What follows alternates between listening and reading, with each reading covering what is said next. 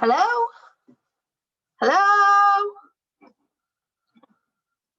Hello?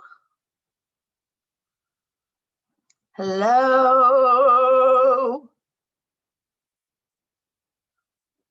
Hello?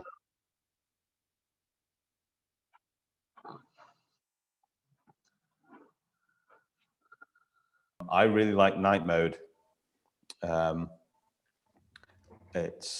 It turns out when I tweeted last night about the fact that, because this is being just live streamed onto YouTube, which is what we're looking on my screen now. So basically you can kind of control the live bird that's here in Liverpool and see what happens to it on the internet. I mean, if you come to visit Does Liverpool, which is a bit tricky at the moment, then you could also see it in the flesh. But yeah, given that that's harder, we just stuck a webcam on it and streaming it out to the world. It's brilliant. The kids had a go last night and they were like gobsmacked. Like, what? Like, oh no. It's another workshop for Adrian coming up. So everybody, you've got to have a go at this after today's radio fun time, or even during, you know, you might be able to do that whole multitasking thing. Have a go at it. What is it? So does the live bird play? Yes. Colour or pattern? Yeah, or both. Or both. And then tune in. Yeah, there's a bit of a delay on the live stream for YouTube and stuff. So it's like, I don't know exactly how long it takes to trigger and do stuff. If you have a thing which auto replies to your tweet as well with the link to the YouTube. Yes. On it, doesn't it? Yeah, it does. And we made that so it didn't reply to you every time somebody retweeted it as well, because that was one of the things I discovered just after we'd announced it. And I'm just like, oh, that's going to get really annoying to anybody who happens to tweet something about it and then gets a billion retweets. So let's turn that especially when you want billions of retweets. So I have to say, this almost made me cry last night when you and Alpha shared this in direct message. I was like, oh my God, I have no idea this was happening. And it just really made my day. So thank you very much for this. Ah, you're welcome. So it's cool. I extol that everybody shares this and has a go, because it's such fun and it's very clever. So if we were doing a normal radio show, I'd go over to some kind of Spotify playlist, but we might do that as the week goes on, but I'm not that sort of advanced yet with this whole radio programming business. We might need another person who can be our DJ. What do you think, Claire? Yeah, definitely. That'd be fantastic. And we should take more requests to add to our playlist. Yes. So in the chat, the question is, what song makes you giddy? What makes you get up and dance and makes you feel utterly giddy? And then we'll add it to the Fun Time Spotify playlist. Excellent. I've tweeted hot pink for the live bird, because pink is my favourite colour, which I didn't like as a child, but now I absolutely love it. Yeah, I'm embracing the hot pink. Ain't nobody. I could actually just be a live jukebox. You won't like it too much though. So who wants to be next for the spin the wheel question? Who else has got something coming up in the week that would love to be next on? So Footloose, we've got Footloose already, Louise. We are going to share that playlist round as well. So I'm going to pick on you, Louise, actually, because you're the first person I just saw in my chat there. So if we can end Adrian's screen share for a second. We can. And Louise is also, I think, known as STEM Theatre in a Box, as a little spare on this. Yeah, I'm not putting my camera on. I'm in the pajamas. No one wants to see that. It's fine. Well, this is the beauty of this. You can be as shy or as out there as you fancy. Yeah, I can hear you. So Louise, we're going to spin the wheel. You ready? Okay, go. Yeah. Okay. You've got to answer. Oh, I'm so excited. This one. Oh. Is it just my mum, or did you have an imaginary friend as a child? Well, now even. We won't tell anyone, she says. Really? Is it a safe space in this room? It's being recorded. I should have mentioned that. You might not share the recording though. Well, yeah, I'm an only child like you, so I had quite a few imaginary friends. Yeah, I had an imaginary friend called Binky. who yeah, I think it was kind of a teddy bear slash dog slash cat, but not an actual person. And Binky was my friend, and no one could argue with Binky. And always backed me up and always laughed at all my jokes. So yeah, Binky. I haven't thought about Binky for a long time. Do you think Binky might want to come back out and play with you? Might do. Might ask him very, very nicely. Oh, I think that's so. lovely. Binky needs to come back out. Does anybody else have again in chat or say, speak up? Does anybody? Oh, Claire, you've got a friend, but it's not imaginary, is it? Well, I've made him out of my imagination. So does that count? During lockdown, I live on my own, so I've made myself a little robot out of microbits and some cardboard and some copper tape. So he's got little eyes that shine with love hearts, and he gives me love every day, which is lovely. I've also got Mr. Pineapple Head.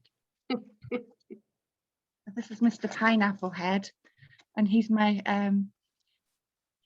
the thing about Mr. Pineapple Head is he only lasts whilst he fruits and then he dies. So he's a short-lived friend, but I can get little babies off him, and I speak to him as well. Just like Milky Joe in the Mighty Bush. The Mighty Bush. Through the week, we'll be wanting a name for your robot friend, won't we? So suggestions again. And before we sort of move on from Binky and Louise, do you want to very briefly say what you're going to be doing tomorrow? Yeah, of course. Well, we are STEM Theatre in a Box. It's all brand new. It's all very exciting. And yeah, we really do try to make kids learn through play, because don't we all? Best way to learn when you don't realise you're doing it. So yeah, we came up with this idea to sort of collaborate with science and art, and we came up with STEM Theatre in the Box. And Howard, are you there? Is she gone? Yeah. Hi, I'm here. There she is. Hello. Hi. She's project partner. She's the science. I'm the daftness and the arts. Although she can be quite daft. Thanks, so, I can, it's true. So yeah, we decided to collaborate. Wait a minute.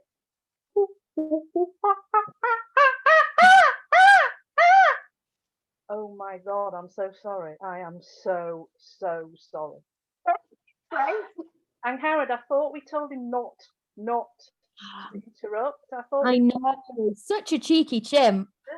God. Anyway, I'm sorry, guys. Anyway, yeah, we're holding a workshop. Well, it's not a workshop. It's a show. It's a session telling you all about us. It's all about Dr. Jane Goodall and her work with chimpanzees. She did have a favourite chimpanzee called David Greybeard. Hang on a minute. It was not the favourite chimp. I am the favourite chimp. Oh, I'm sorry. As you can guess, tomorrow is going to be a lot of fun. It's 11 o'clock. You're going to be making glove puppets. You're going to be singing, dancing, playing, and having fun. And hopefully there won't be too many interruptions. So yeah. Amazing. I think we should all be dusting off our best chimp. I'm already practicing my head. Yes, but do believe you won't interrupt, I don't think, or I don't know. You probably will. Adults join too. Pardon? Adults join your workshop. Absolutely. It's aimed at children, well, primary age children, but it's open to anyone. Absolutely Amazing. Anyone. So, Do share the link to your event in the chat box, won't you? And everybody, if you can do us a lovely favour of sharing it around, that would be wonderful. That would be so awesome. I am thinking, let's see, who has a gleam in their eye and wants the spinning wheel of doom? That's Aaron, there we go, it's you. You leant into the camera then, didn't you? I saw you. Are you ready, Aaron, from Dublin? Here we go. Oh.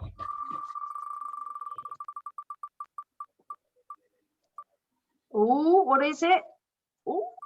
Oh, it's on the cusp. To that one. Or would you like another one? Was it just my mum, or did you have an imaginary friend as a child? And now we won't tell anyone. That was the one we just had. You can have a different friend. one if you prefer. I don't mind. I didn't have an. You can give me another because I don't. I can't. I don't know. No, I didn't have an imaginary friend as a child. Nor did my mum tell me. Another one. I Give think me we've another got one. another Give me another question one. coming up for you. Here Sorry, we go. I came across. Let's see. Okay. Ooh, what's this one?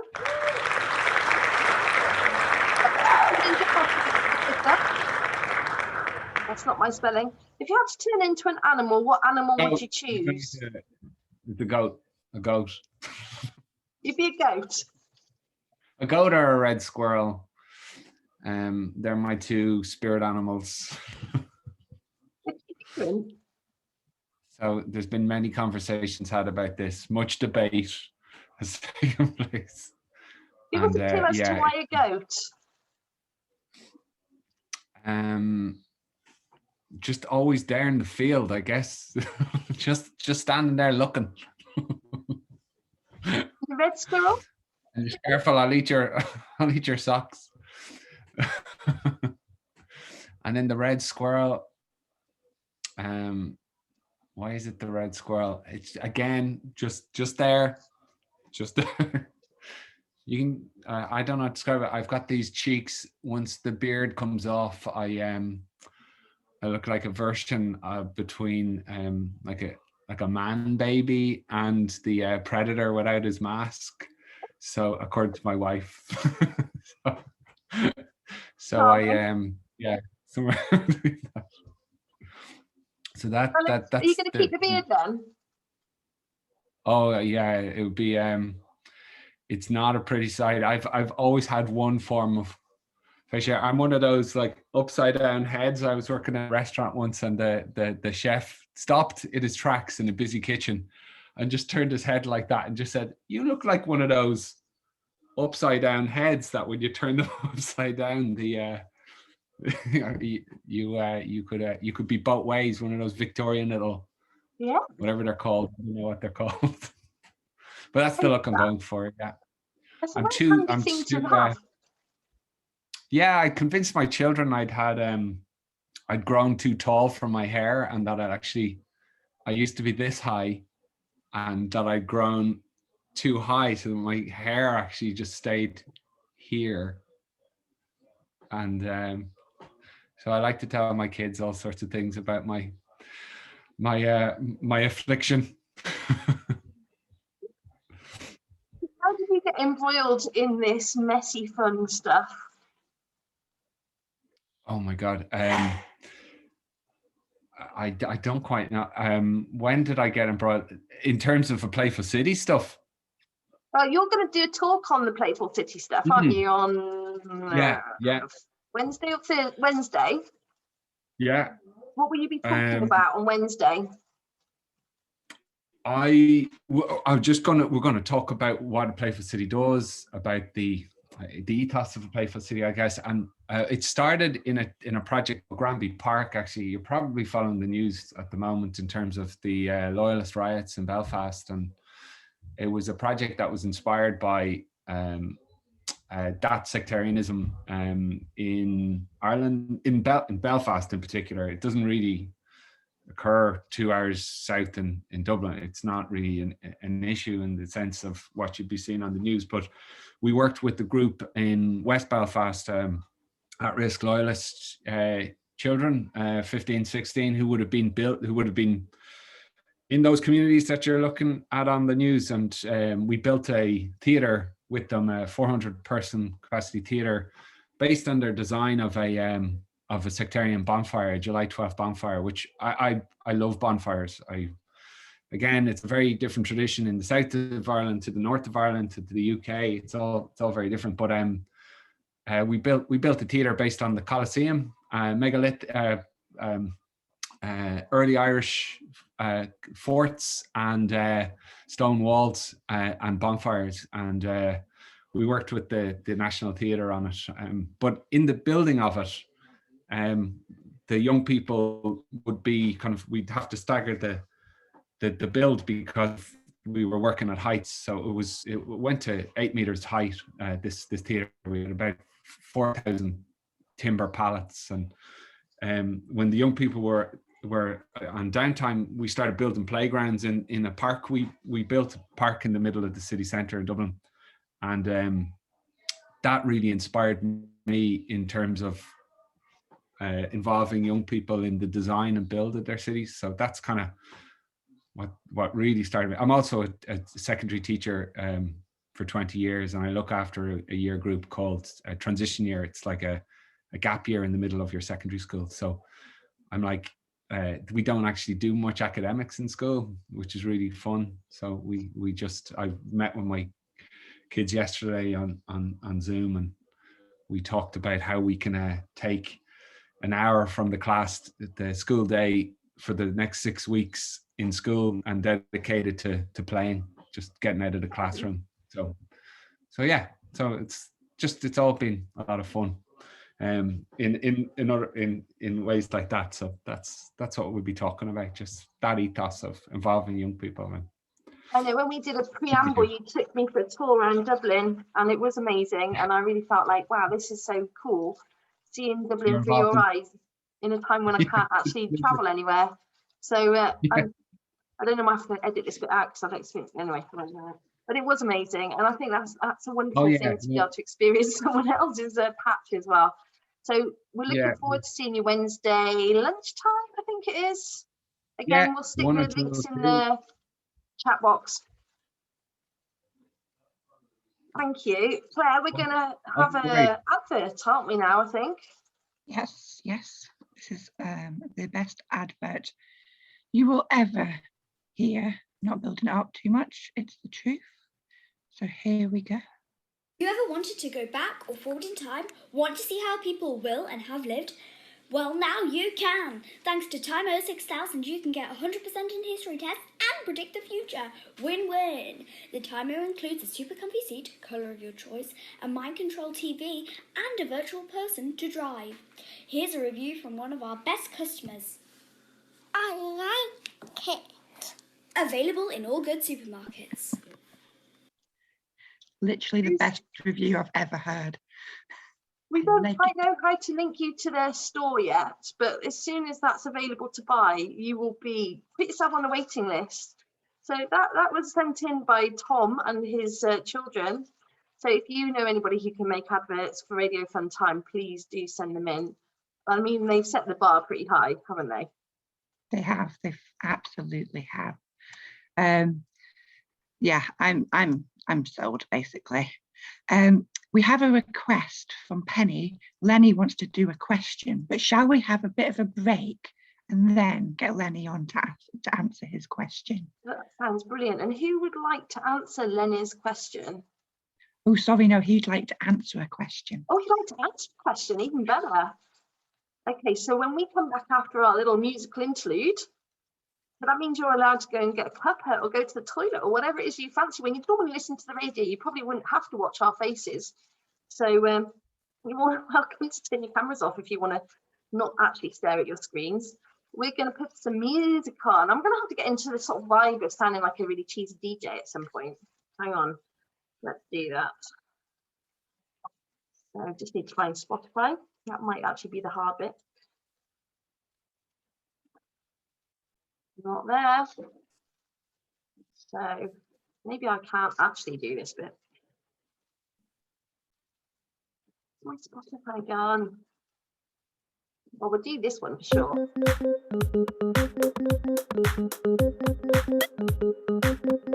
Radio Fun Time! Yeah! Wonderful. Wow. I need some faders, says Adrian. I definitely need some technical help on the music side of things. Oh, let's find this errant. Gone. Maybe it's here now. I've looked at that one. I've looked at that one, and I've looked at that one. Haven't I? Had it before. Damn it, we're not having any music. But if you do need to go for a loo break, this might be your moment. And then we'll line Lenny up to answer a question. So 2 minutes. Yeah, 2 minutes. 2 minutes. And then let's get back to the fun And time. we'll get back to the fun time.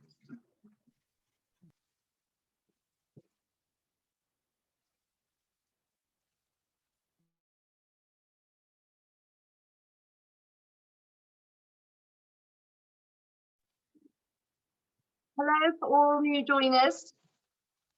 Seb, how are you? Doing good. Thank you. How are you doing? You got a shark next to you? A shark? Oh no, it's a sound thing. Oh, I've got my proper podcasting set up, so yeah, I bet you can put music on properly, can't you? yeah, probably. Do you want me to? Is it a shark though? I'm looking at it. So we're going to have a question for Lenny on the spinner wheel, and then we're going to come back to people who haven't yet spoken, and they're also going to ask questions. So I know you can only stay with us for a couple of minutes, can't you? Yeah, I've got a little while. A little while. Excellent.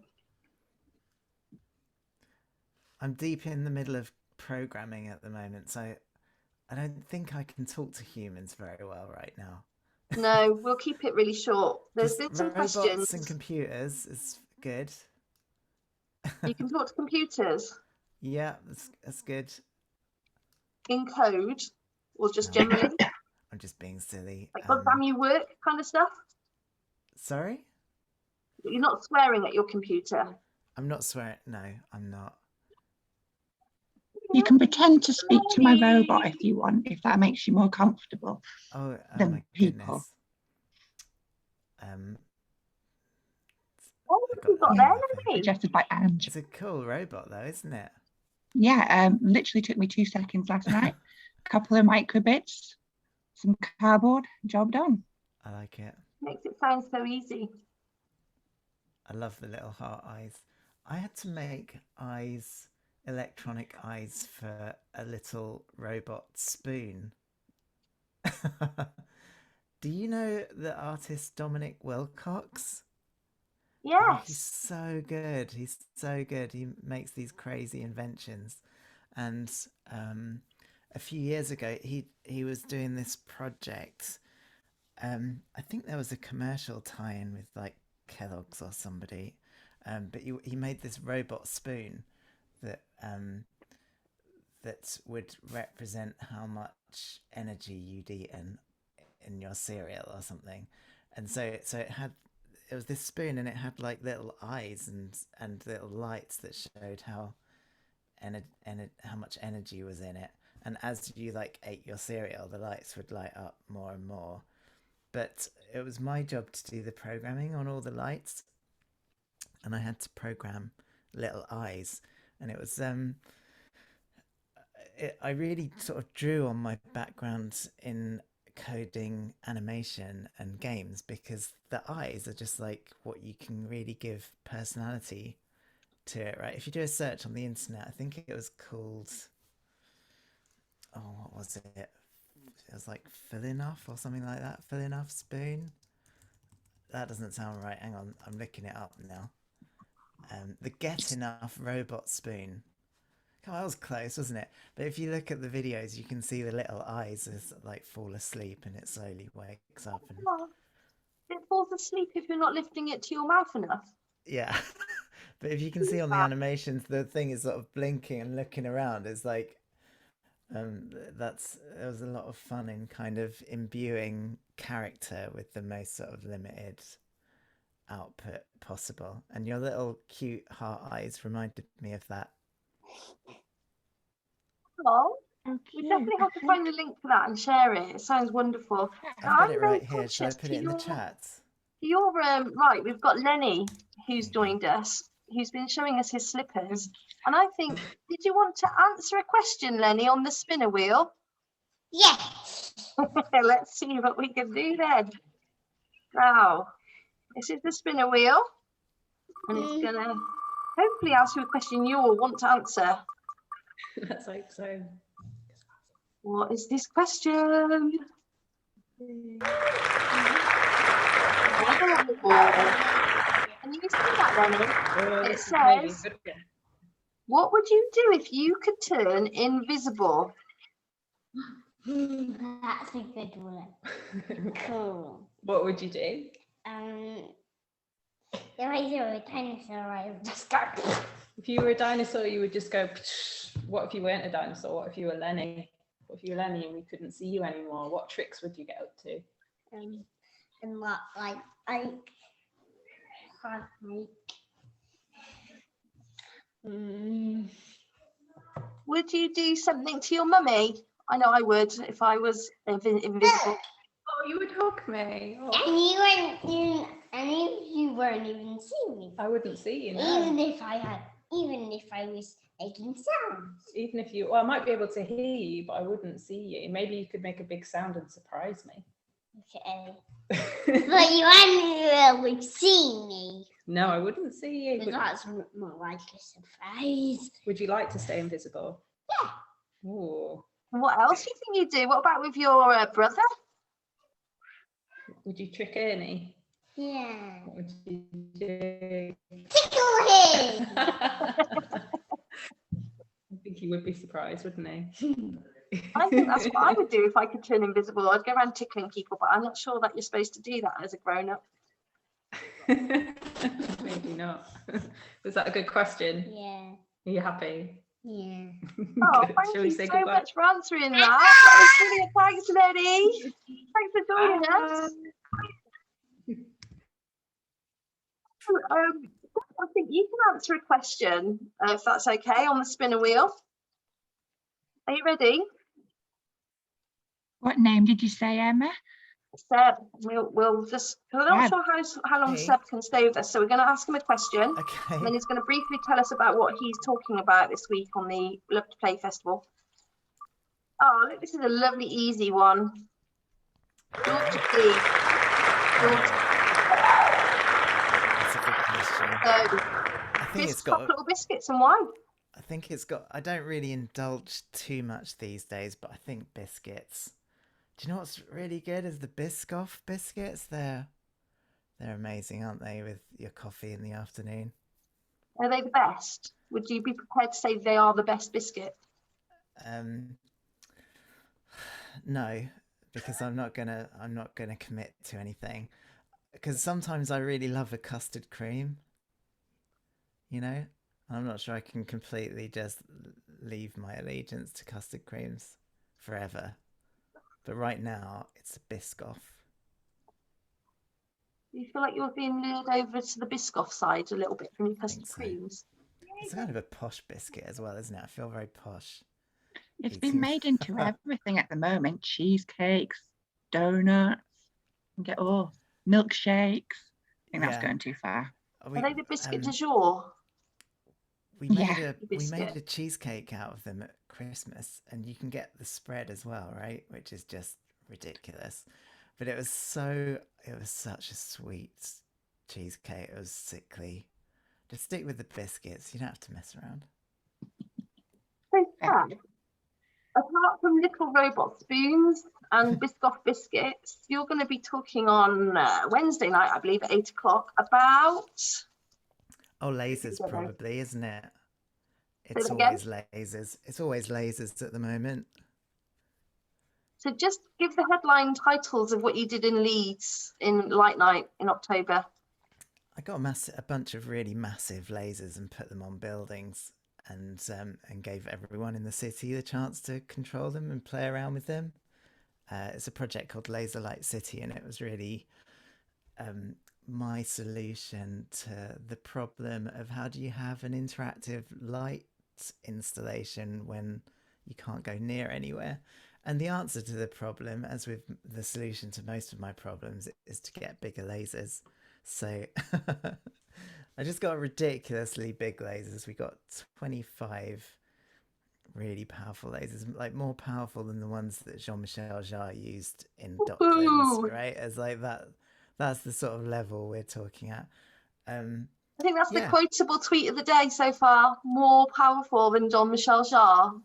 Well, I suspect he probably has more powerful ones now, but back in was it the 90s, I think, in Docklands, you know, what you considered a big laser then is a lot easier to get hold of these days. So you are the laser king, aren't you? I think it's fair to say. Oh, I'm not sure about that. But in the last few years, well, I guess I've been working with lasers for about 8 years, and it just feels like in the last 2 or 3 years, it's just got really serious. Like I've just been able to get hold of much bigger, more powerful lasers and more plentiful lasers. Like I think maybe 3 or 4 years ago, my projects would have one laser in. That was all I could afford, and that's all I could get access to. And those lasers were about 11 watts. And now, like from then to here, like, all the lasers I use now are like up to 30 watts, and I've just got so many of them. It's just, it's not unusual to have like 10 or 20 lasers in a project. It's like, Once you get into them, it sounds like they become addictive. Oh, well, with Laser Light City, it was always, and it's gone out a few times now, and we've got a few more commissions coming up, and it's always this difficult decision. It's like, do you rent equipment or do you buy it, right? And that's a really tricky decision. But if you can figure out a way to buy it, it's so much less stressful, right? Because when the stakes on these projects, the budgets are huge, and there's a lot of pressure, and the last thing you want is to be let down by a supplier, right? So more and more and more, I've been trying to get my hands on the lasers to own, so I can be sure that I've got access to them. I still usually rent some in as well, but I've got a pretty impressive collection. Whereas last year, before all this happened, I think I had 4 11-watt lasers. That was me leveling up, right? But Wow. this year, I think I've got and it's a bit embarrassing because I've actually forgotten a little bit how many I've got, but I think I've got 12 30-watt lasers now. Wow. I think we're going to get into a deeper dive on this on Wednesday night. Yeah, I'm getting maybe too other laser detailed for a lovers. Saturday morning, aren't I? I can't help it. I just get into I the think details. your obsession is, biscuits and lasers. Sounds like, I know that you didn't say biscuits was your obsession, but yeah. So anybody who wants to get more into the laser and the light, and I know Ashley Brown, who's to your right on my screen, has also got a laser connection. Do you like the way I just did that segue? Ooh, that was cool. Oh, cool. So Ashley Brown is Arctic Sunrise on Twitter. And I said, oh, God, I don't know how I'm going to do anything which gets us into the intergalactic sphere with this mad aspiration we've made for Love to Play. And Ashley then just dropped very sort of casually into conversation that he could reach the moon with his lasers. Well, not mine, but somebody else's. I mean, to be fair, you can reach the moon with any laser, right? You can. You just might not be able to see it. The issue is that obviously to me, that's just like, wow. Well, this was 2 lasers beamed out of the eyes of a giant inflatable cat. So that was pretty cool. Like, I didn't really almost care whether you could see the work or not. It was just to be a part of something as absolutely bonkers as that was quite incredible. I actually didn't believe it. I thought it was just like a meme. It's this very hipster company in America. They make giant inflatable Nicolas Cage inside a cage and stuff like that. So yeah, really weird. And there was just this call out for who wants their digital artworks beamed on the moon. I was like, yeah, sure, why not? So yeah, it was great fun. Lasers it's a no-brainer, really, isn't it? Yeah, it is a no-brainer. I think that should be your new band should be called Biscuits and Lasers. I like the sound of that. I'd buy that. Would you? Mm. Okay, I'll well, once I get a band together, I'll That's cool. I mean, we could collaborate, get the band together first and then come up with a name. This is my favourite kind of moment when new bands emerge out of a Zoom. This is absolutely. Can I be useful in any way? Maybe. Always. Don't answer that. Right, let's have a question for Ashley, because he's going to tell us about Roblox in a second, but I think it's time to go to the wheel of doom. Are you ready, Ashley? Am I? Set by a mix of Twitter and my daughter. Oh no. What's it going to land on? Right. You've been all wrong on this spinning wheel. You might have wanted to answer that one. Nah. Okay, what's this one? No, right. Final one. Well, I wanted to answer that one. Always come back and answer it. Oh, okay. Oh, I like this question.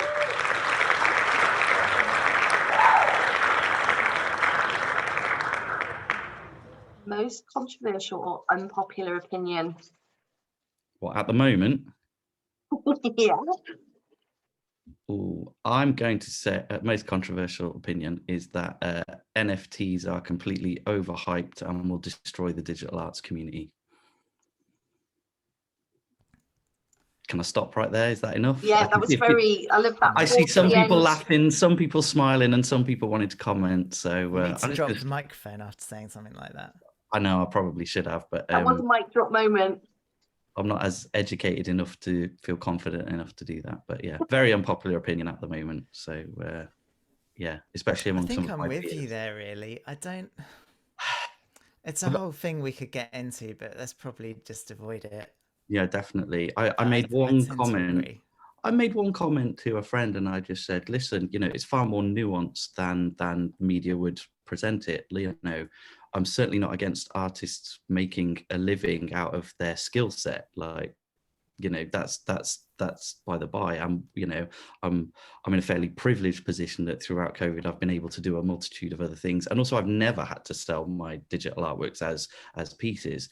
But we're now into this thing where it's like last week's Instagram post or this week's attempt to sell your gift to try and get 10 grand, and I'm just like, the digital arts and creative coding community has always been built around sharing and knowledge and participation, and really thriving off of that. And I feel this is sort of potentially at odds, let alone the eco-environmental disaster. But I mean, that's also nuanced as well, because many things we do are destructive to the planet, etc. But I think trying to sell a gift for £10,000 is probably more so than me leaving my lights on all night, for example. And I don't know. It's dividing opinion massively, but also it seems to be this massive buzz. Whereas before, people would talk about, people within this sort of digital art sphere, etc., would talk about their work. Then they talk about bands, and they'd drop some politics in. Now my Twitter feed is just full of everybody harping on about NFTs and selling their money and clean NFTs and green energy, and how it's not backed by capitalist overlords bent on making money and destroying the planet. And I don't know. I feel like it's one in a long line of mediums which has struggled to maintain value in a digital world, right? Mm-hmm. And you've seen it with film and video and music. Yep. Like, it used to be that it was hard to get music, right? You'd need a physical thing. You'd need to buy that thing. It had value. It's like the corporations would be like, oh, that's easy. That's a product. We can make some of those and sell it. And now, of course, it's like the replication of music and video and digital artworks is negligible. And it's almost like capitalism has just failed completely under these circumstances. And I feel like, DRM, NFTs, they're all things that are just like trying to force the digital world into an old style of capitalism where lack of availability was really important to give something value, right? And it's just always, to me, seems very uncomfortable. I'm very uncomfortable with these forced restrictions on. And I the thing is, I think it's at odds with an open source creative community. I find it really at odds with those ethics around sharing, and the fact that it's about, if you have something that you've discovered and that you want to share and give away, so that more people can be inspired to have those tools and things. We don't want closed ecosystems, really. It should be open. But then how do you balance that with people trying to make money? I mean, I've been sort of a digital artist for 11, 12 years. And I give away loads of code, loads of stuff. I'm constantly sharing things that I've found. I love participation and inspiring others as well. That has not detrimented me in terms of a career or having work. In fact, quite the opposite.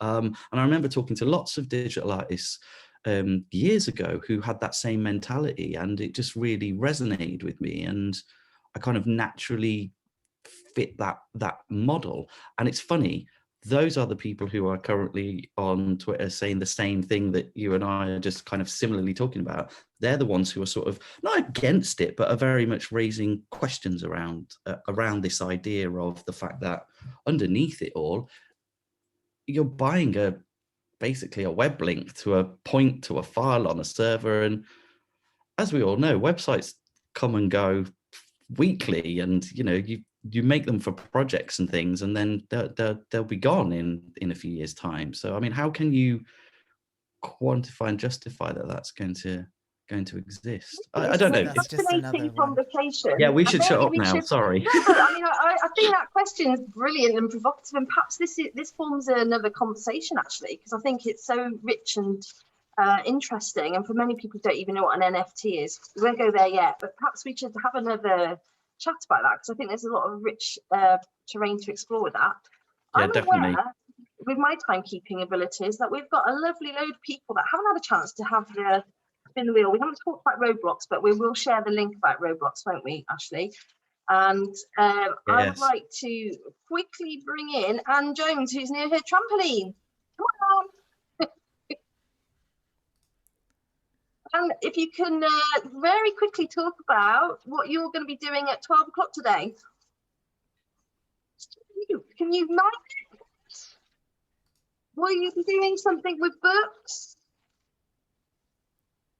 Hi, yes, sorry, couldn't unmute, can't work the chat, inept. I am doing a story club, a special story club, where we're going to be detectives and we're going to find out the mysteries of the lost objects in our house. So that's that. Can't wait. Spoons Trying again. I think we might get back to spoons in some way, shape or form, or socks. Nice link to the STEM Theatre Box and the robot spoon. Jacob has been very patiently. Have you got your horse with you, Jacob? I'm just bringing you into the conversation here.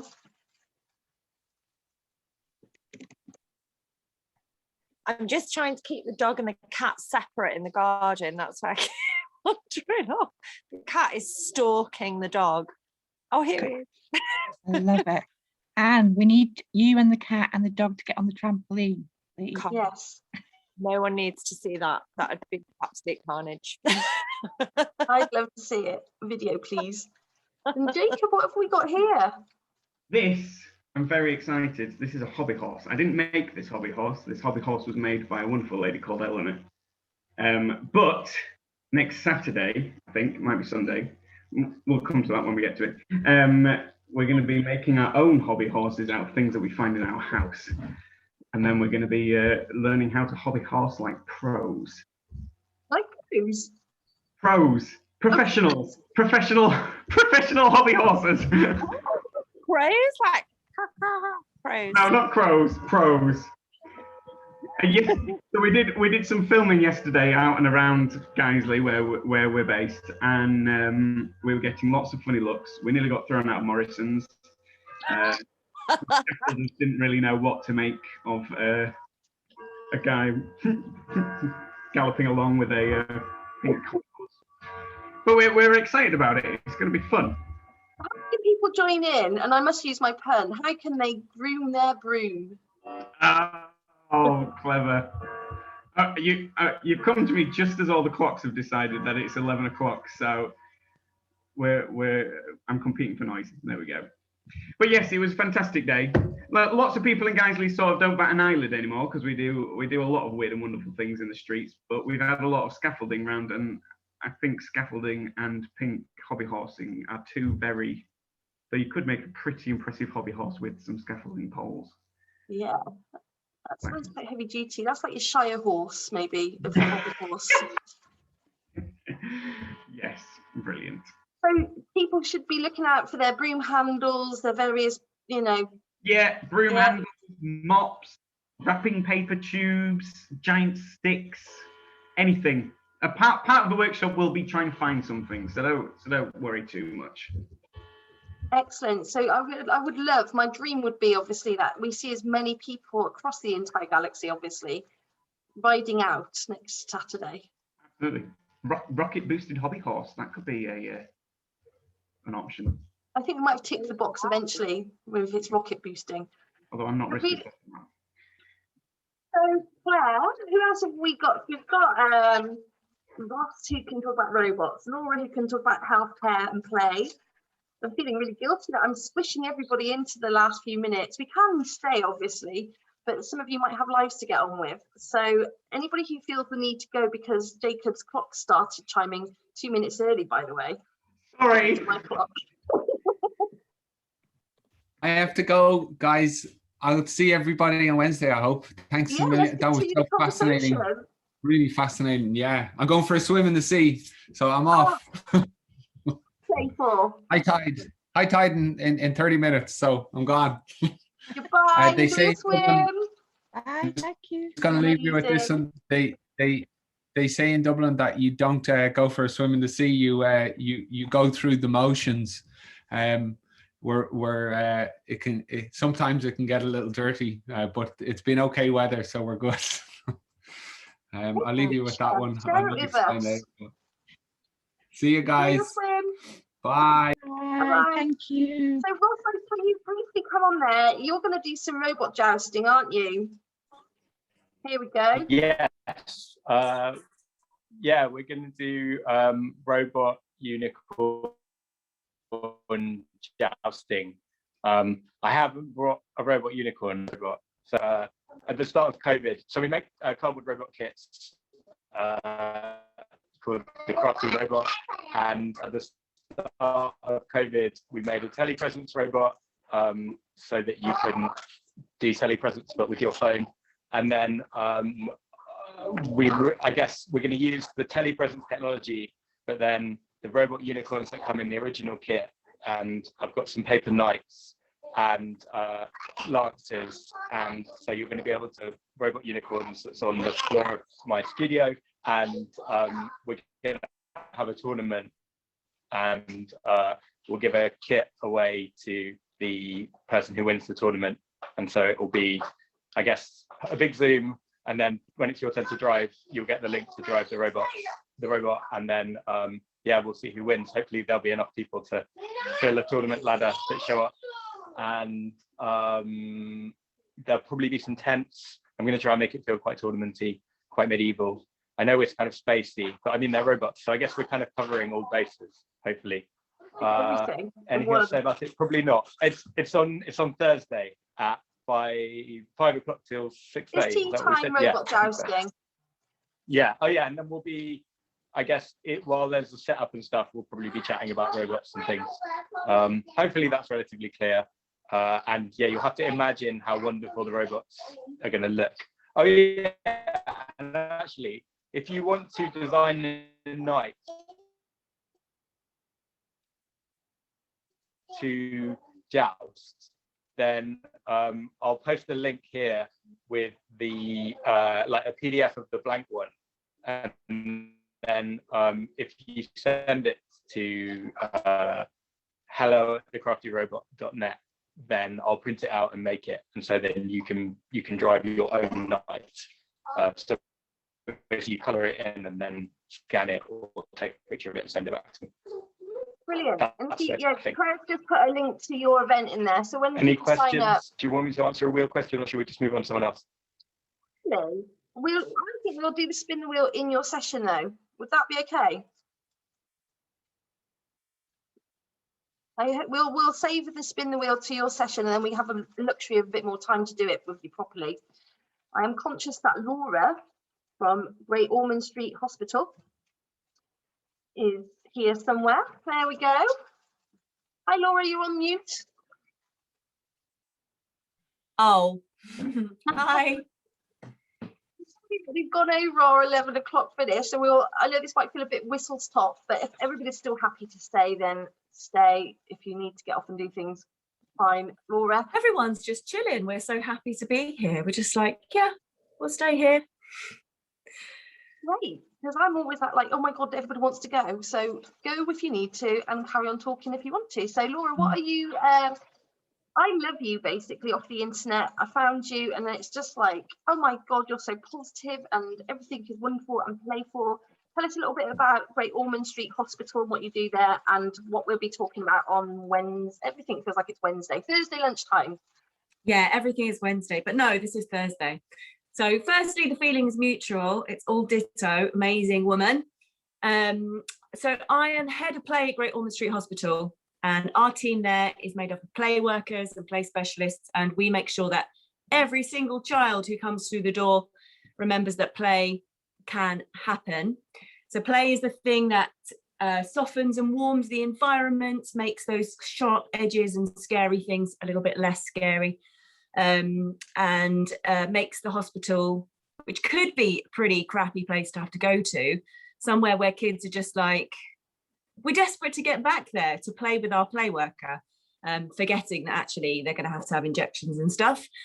So myself and my counterpart at Leeds Children's Hospital, the amazing Lisa Beaumont, are going to be chatting together and with you about play in this year, play in culture change, play in care, and all of that stuff. So I'm really looking forward to it. And thanks for inviting me.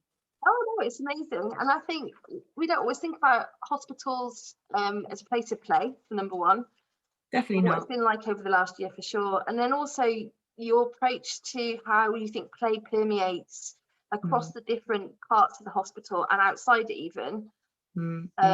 Is quite unique, I think. So I think people are going to really enjoy the chat because it'll go beyond people's perceptions of it's just for children. It's how does it fit with the community? How does it, help you have conversations with consultants and clinicians and sustainability?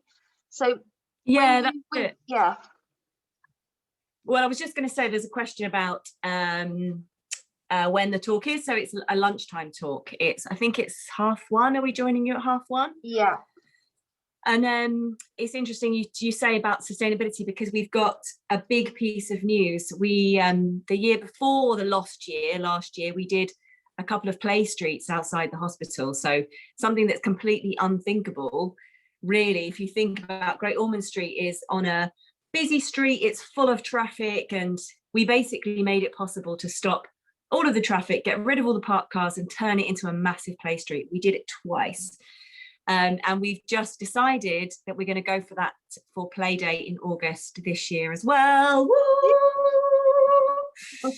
Because like fundamentally, if people are the most important things in the environment, if the space says you're invited to be yourselves and connect and express and play, like that is the best thing for every element of health for everybody. And so that is how, we make the world a better place, not just for the children and families that come through the door, but everybody who is around us. So yeah, play is our dominant narrative within the hospital. Do you know, I was just a tingly head minute then when you said that. And I talk about changing the world stuff. I totally feel is what play is all about. And that's why we're all here, I guess, because you're all lovely people who believe that play matters in whatever way it is, I think. And who wouldn't want to be part of this tribe? Fools. Yeah. Yeah. I'm trying to get those people who haven't yet warmed to the theme to have more experiences of it. That's our mission as a tribe. Those poor play deprived, but maybe just something needs igniting a little bit. I'm not quite sure, but how does it become a little bit normalized? So what you're talking about feels like it could emanate out, and we could just replace the government with you, Laura, and I think things would be a whole lot better. Yeah, I'm with you there. I'm up for that, I think. And you're sat next to another Laura on my screen who you might see with slightly sort of greyish hair. No, I'm joking. Bright yellow hair, Laura. Laura is an incredibly playful soul as well, who transforms public places with art and creativity. She hasn't actually signed up to doing any talks with us yet, but we'll get her at some point. And this is unusual for her not to be speaking. So do you want to say anything, Laura? No, I've just got dressed. And like most of you, I don't have any children, so that's the reason why I've only just got my camera on. Good morning, everyone. No, I might drop in. I've been working on a back catalogue of questions for everybody so that we can stop talking about lockdown and COVID, and I might just road test them on you all during the week. So I road tested them on Emma yesterday, and I think it's got legs. We'll see. Again, it's the gaffer tip. They were brilliant questions, and Laura's been doing some amazing posters for the people, which you might see behind her. Which is very much linked to the thanking our frontline workers, isn't it, Laura? Yeah. Lots of art, colour, joy and fun in the streets is my MO, basically. And yeah, I said to Emma the other day, I was like, I'm not sure where like partying and play starts and begins, but basically we do a lot of partying, which is essentially a lot of play, and we have a venue, and we try to be as playful as possible. And they succeed. I absolutely love that artwork behind you.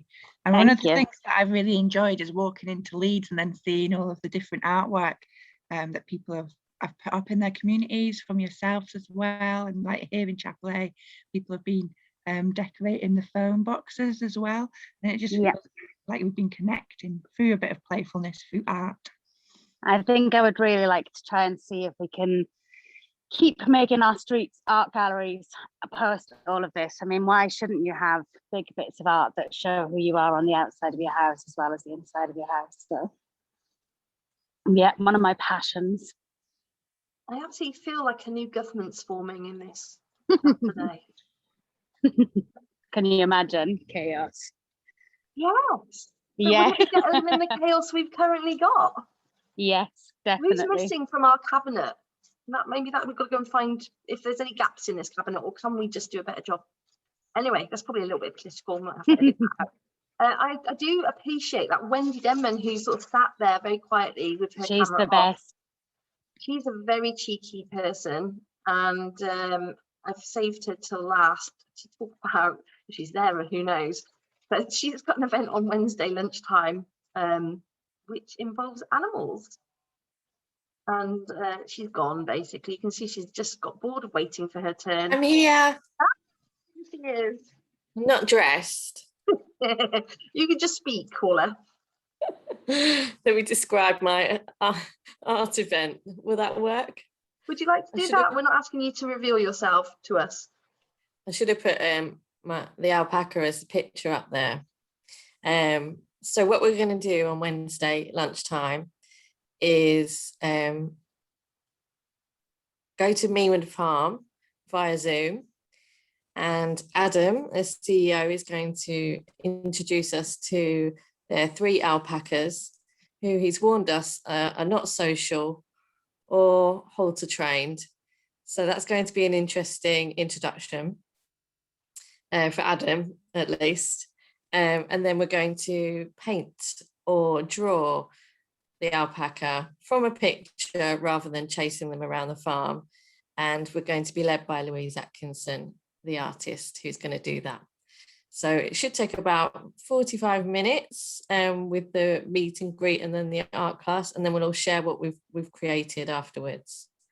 So if you've ever been interested in alpacas, and hopefully we'll do some more art classes in the future if anyone's got animals that they would like us to recreate in an art form. We could go anywhere with it, really. But it stemmed from doing a goats on Zoom for one of our socials, and we just thought, actually, let's combine it with a bit of creativity. I love this. And we also talked about being Bob Ross. Emma were talking about how it's haircut day on Monday, and everyone will be getting the alpaca haircut. Yeah. Bit of a perm. Or have I frozen? I know. You have, but it's a beautiful picture of you. Oh, there we go. Yes, the alpaca cut. Do you think it'll be a thing? Yeah, definitely. With a perm. I think I've naturally got that. I'm really looking forward to this. We did talk about doing a Bob Ross day, didn't we? And realised there might be some copyright infringements or something. So yeah, we'll all just emulate, channel our own Bob Ross. Hopefully get some little background music. Yeah, happy little trees. So Claire is going to challenge herself every day. So tomorrow, what are you doing tomorrow, Claire?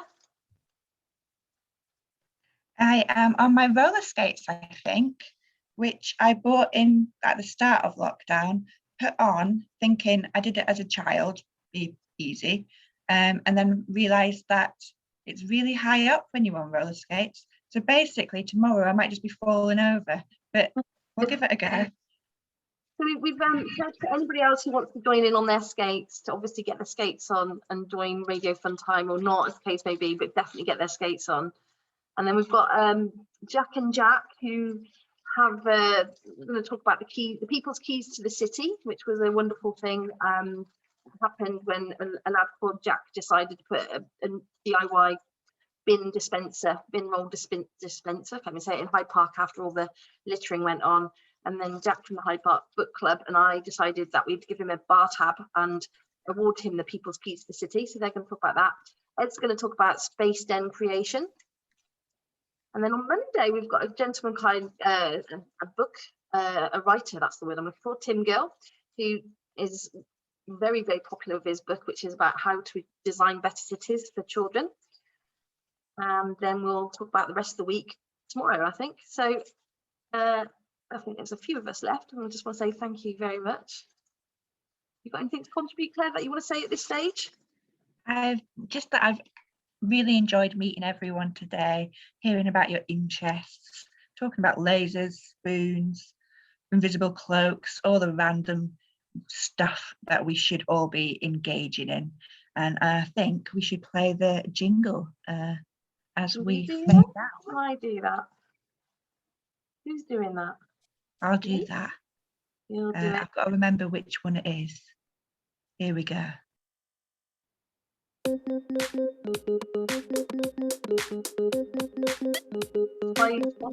Radio Fun Time, yeah.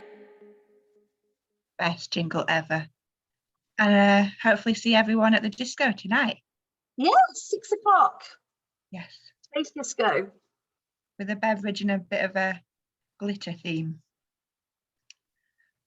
Thank you very much, everybody. I'm going to stop recording now, so if anybody wants to say anything off camera,